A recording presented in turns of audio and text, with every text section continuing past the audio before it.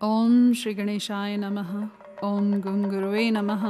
ओम नमः शिवाय। शिवजी सदा सहाय।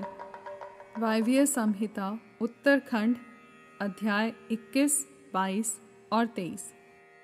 अंतर्याग अथवा मानसिक पूजा विधि का वर्णन। तदंतर श्री कृष्ण के पूछने पर नित्य नैमित्तिक कर्म तथा न्यास का वर्णन करने के पश्चात उपमन्यु जी बोले, अब मैं पूजा के विधान का संक्षेप से वर्णन करता हूँ। इसे शिव शास्त्र में शिव ने शिवा के प्रति कहा है।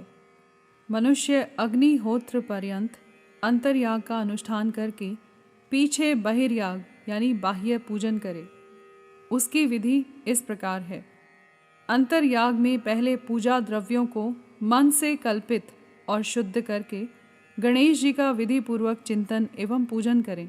तत्पश्चात दक्षिण और उत्तर भाग में क्रमशः नंदीश्वर और सुयशा की आराधना करके विद्वान पुरुष मन से उत्तम आसन की कल्पना करें।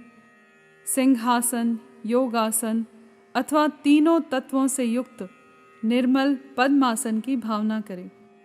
उसके ऊपर सर्व मनोहर सांब शिव का ध्यान करें।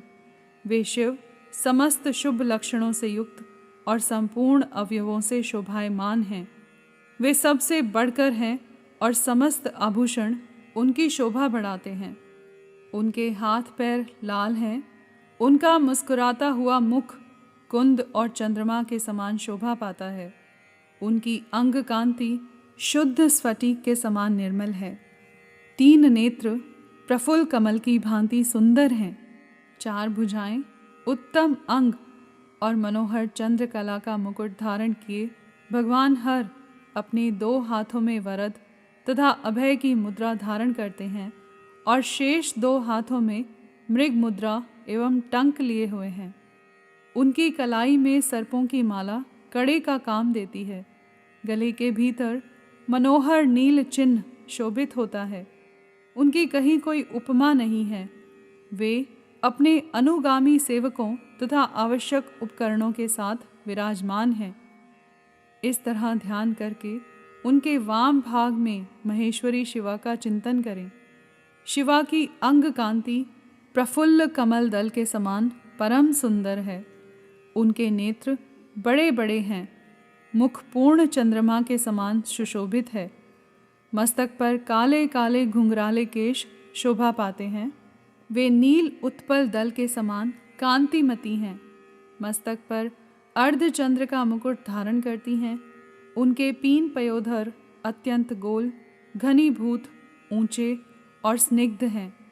शरीर का मध्य भाग कृश है। नितंब भाग स्थूल है। वे महीन पीले वस्त्र धारण किए हुए हैं। संपूर्ण आभूषण उनकी शोभा बढ़ाते हैं। ललाट पर लगे हुए सुंदर तिलक से उनका सौंदर्य और खिल उठता है।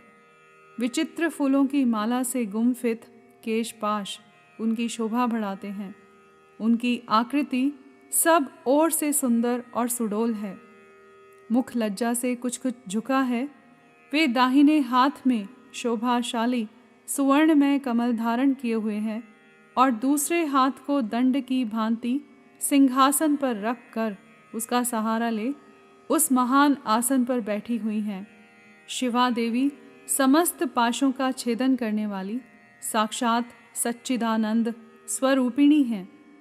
इस प्रकार महादेव और महादेवी जी का ध्यान करके शुभ एवं श्रेष्ठ आसन पर संपूर्ण उपचारों से युक्त भावमय पुष्पों द्वारा उनका पूजन करें अथवा उपर्युक्त वर्णन के अनुसार प्रभु शिव की एक मूर्ति बनवा लें। उसका नाम शिव या सदाशिव हो। दूसरी मूर्ति शिवा की होनी चाहिए।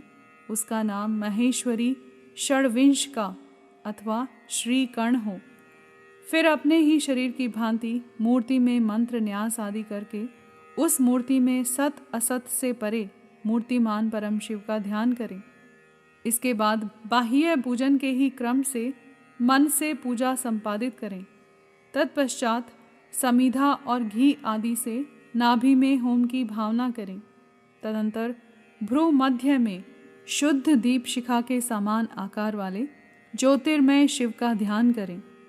इस प्रकार अपने अंग में अथवा स्वतंत्र विग्रह में शुभ ध्यान योग के द्वारा अग्नि में होम पर्यंत सारा पूजन करना चाहिए। यह विधि सर्वत्र ही समान है। इस तरह ध्यान में आराधना का सारा क्रम समाप्त करके महादेव जी का शिवलिंग में, वेदी पर अथवा अग्नि में पूजन करें। यहाँ पर अध्याय 21, 22 और 23 समाप्त हुए। कर्पूर गौरम करुणावतारम संसार सारम भुजगेंद्रहारम सदा वसंतम हृदयारविंदे भवम भवानी सहितम नमामि।